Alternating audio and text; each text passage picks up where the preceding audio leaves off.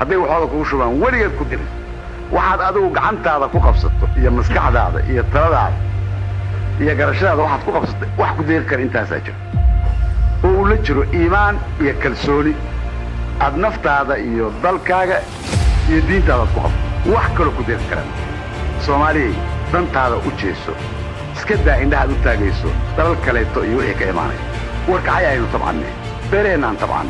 oo badeena kala soo baxnay waqtiga oo xooleenaan xanaanaysano aan ku noolaano wixii waxayna dheer aynu kaalmaysano asaan cadow ku ahayn dalkeen iyo dadkeen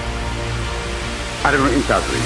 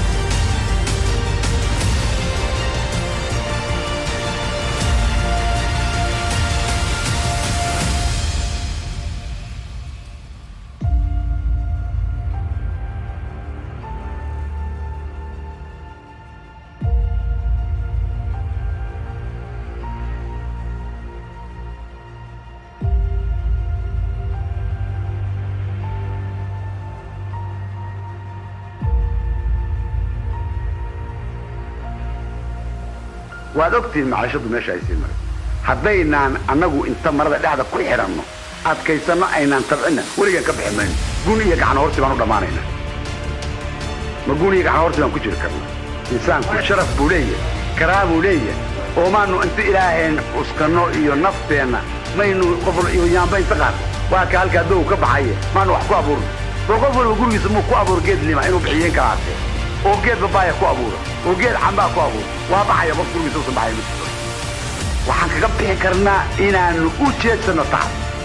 kii bad galaa ha galo kii biri galaa beer ha ka doonto kii xool haysta ha tabcado ha xanaanaysto kii wax kaleeto oo qiimo leh qabanaya ha qabto qof gaajaysan gob ma ah gun wixii la rabo iyo dantii la rabaa laga samaystaa oo maxaanu nagu kalifaya inaanu saas u gurowno dadkeenna inaan jahayna doonaya innagaa rabaa inaan jahayno tan saddexaad waa dagaalka shacbigeenna lagu abuuray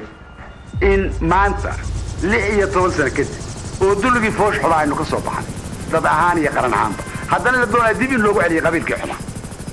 oo isticmaar ka dambeeyo waa isticmaarka xabashida waxaa loo baahan yahay ummadeenna inaynu hanuunino oo culimadiinaan waaweyno weliba aad marada dhexda ugu xirataan ayaa loo baahan yahay waxaa loo baahan inay ku tarsaasiyaan oo kor ugu hadlaan oo si geesinima ugu hadlaan inay ummadooda toosiyaan oo ka hanuuniyaan dariiqa jahannamka ah dariiqa muslimka inay ku leexiyaan wasalaamu calaykum waraxmatullahi